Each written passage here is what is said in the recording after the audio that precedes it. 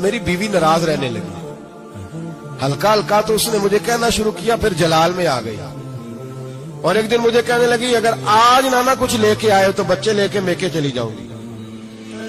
آپ فرماتے میں بڑا پریشان ہوا, نکل گیا فجر پڑھ کے کام کی تلاش میں.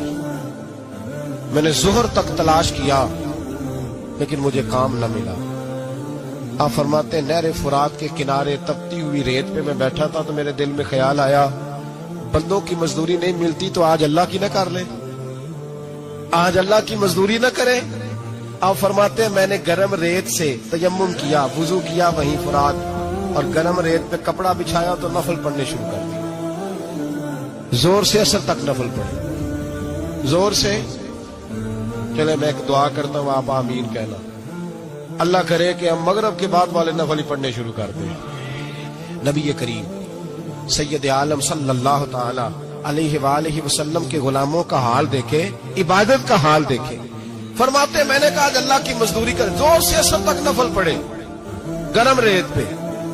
اور جب اثر ہوئی نا تو میں نے اپنے رومال میں نا تھوڑی سی ریت باندھ لی.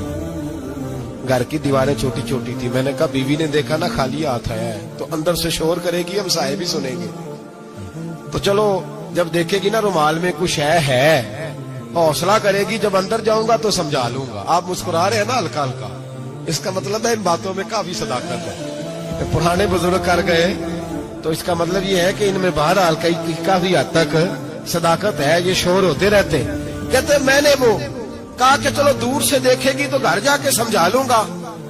آپ فرماتے پہلے میری بیوی دروازے پہ بیٹھی رہتی تھی, بچے بیٹھے رہتے تھے, منتظر ہوتے تھے کہ کچھ لے کے آئے, گھر میں فاقہ ہوتا. آج میں گیا تو شور ہی کوئی نہیں, کوئی شے نظر نہ آئی. وہ ریت سے بھرا ہوا میرا پلو میں نے دروازے کے ساتھ رکھا, اندر چلا گیا.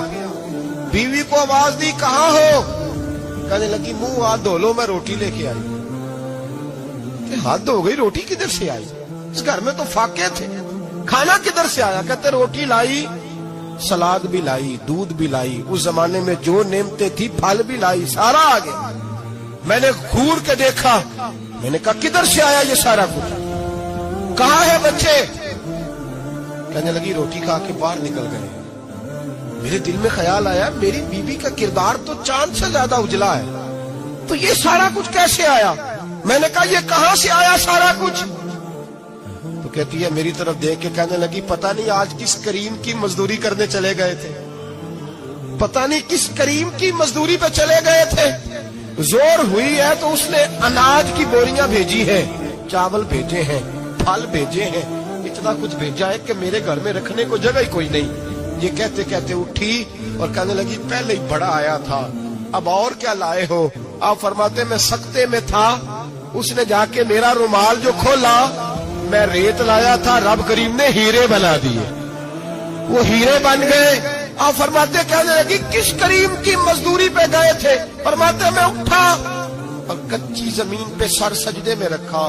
میں نے کہا مالک میں ساری زندگی دنیا راضی کرتا رہا, لوگوں کے دروازوں پہ کھڑا رہا, تعلقات بنا کر تھوڑی سی روزی کے لیے جدوجہد کرتا رہا, دھتکارا گیا, ستایا گیا. مولا میں تو تیرے دروازے پہ آج آیا ہوں, پوری دیہڑی بھی نہیں لگائی, زور سے سر ڈیوٹی کی ہے, اللہ تیری تھوڑی مزدوری کا اتنا اجر ملتا ہے, خدایا تو اتنا نوازتا ہے. فرمایا اللہ میں محنت بھی کروں گا, کام بھی کروں گا, لیکن دنیا کی مزدوری تھوڑی کروں گا, مالک تیری عبادت زیادہ کروں گا. بھائی یاد رکھو ہم ساری زندگی لوگ قبروں میں چلے گئے, مسجد نہیں آئے,